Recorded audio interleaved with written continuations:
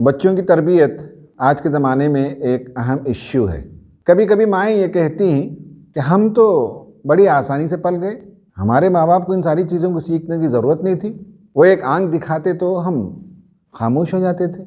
लेकिन आज हमारे बच्चे डिफरेंटली क्यों बिहेव करते हैं, ये सवाल करते हैं। इस सवाल का जवाब ये है कि माएँ जो कहती हैं उनकी जो पैदाइश हुई 30 साल पहले, 40 साल पहले, वो दुनिया एंटायरली डिफरेंट थी और आज की दुनिया बिल्कुल मुख्तलिफ है और बच्चों पर अतराफ़ की दुनिया का इम्पैक्ट होता है। गांव में पलते थे, मिट्टी और पत्थर से खेलते थे, हाथ से सिली हुई गुड़ियाँ होती थी उससे खेलते थे, मिट्टी के बर्तन से खेलते थे, उसके अलावा कोई और चीज़ नहीं थी। लेकिन आज हमने अपने बच्चों को उनका स्टैंडर्ड बढ़ा दिया। हम चाहते हैं कि सबसे बेहतरीन स्कूल में उनकी तालीम हो और आपको अंदाज़ा नहीं कि जिस स्कूल में वो तालीम पा रहे हैं तो वहाँ तो ऐसे बच्चे पढ़ रहे हैं जो रोज़ का 1-1 हज़ार रुपये पॉकेट मनी ले आ रहे हैं। आप महीने भर में 1,000 रुपये नहीं दे सकते, जो बिल्कुल हाई फाई क्लास के हैं, जिनके पास छोटी उम्र के बच्चे हैं, अपना अपना गैजेट पाया जाता है। तो हमने तो चाहा कि अपने बच्चों को बड़े स्कूलों में भेजें, उसका इम्पैक्ट लेकर आएंगे।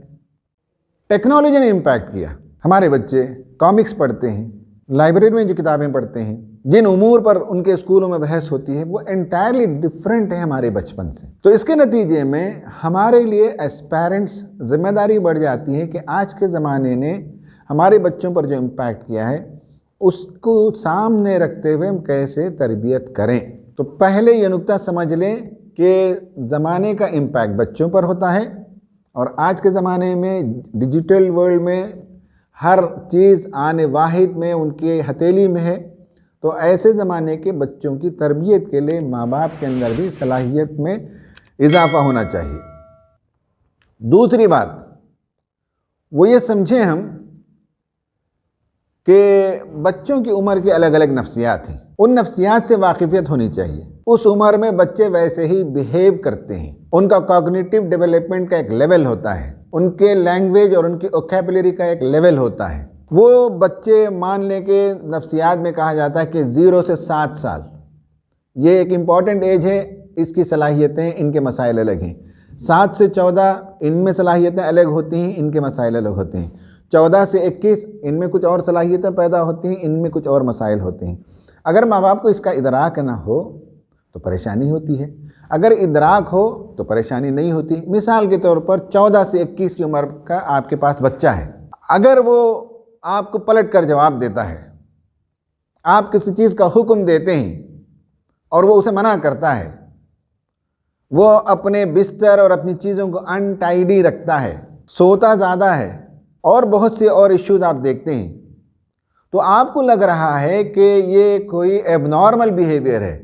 अगर आप नफ्सियात जानेंगे तो बिल्कुल नॉर्मल बिहेवियर है। अगर आपका बच्चा ऐसा नहीं करता तो उसके अंदर कोई खामी है।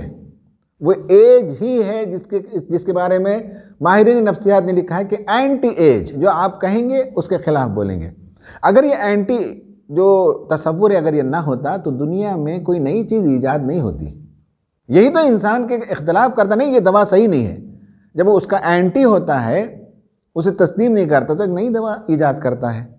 ये एजुकेशन सिस्टम सही नहीं है, जब वो बच्चा क्वेश्चन करता है तो आगे चलकर एक नया एजुकेशनल सिस्टम डेवलप करता है। अल्लाह ताला ने ज़रूरत के तहत रखा है।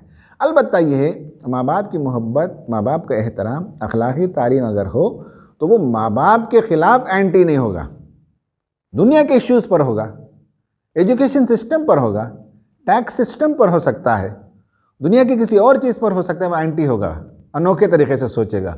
तो अगर आपका बच्चा एंटी नहीं सोचता तो एबनॉर्मल है। नॉर्मल तो ये है कि जब उसके सामने कोई बात आए तो वो डिफरेंटली सोचेगा। इसी तरह से उस उम्र के बच्चों के अंदर वो नज़्म ज़ब्त डिसिप्लिन नहीं होगा, जिसे हम कहते हैं अनटाइडी, बिस्तर भी वैसे ही है, खाए हुए बर्तन भी नहीं उठा रहे हैं। तो ये क्वाइट नेचुरल है कि अनटाइडीनेस उस उम्र का ख़ास सा है। माँ बाप को चाहिए कि प्यार से, मोहब्बत से उसकी तालीम और तरबियत करें। अगर सख्ती करने गए तो बजाय मामला बनने के बिगड़ जाता है, दोनों में दूरियाँ पैदा हो जाती हैं। तो उस हर उम्र की नफ्सियात को समझें और हर उम्र के इश्यूज़ एंड प्रॉब्लम को समझें।